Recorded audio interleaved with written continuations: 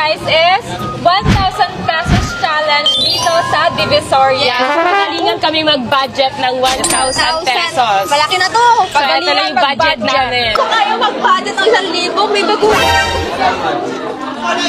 Partner tayo. Match-match kami niya. Dapat match-match kami. Yung mga baby. Mabaho pa din kasi may Kilikili pa. Ano na ba? tag-isa kami o dyan.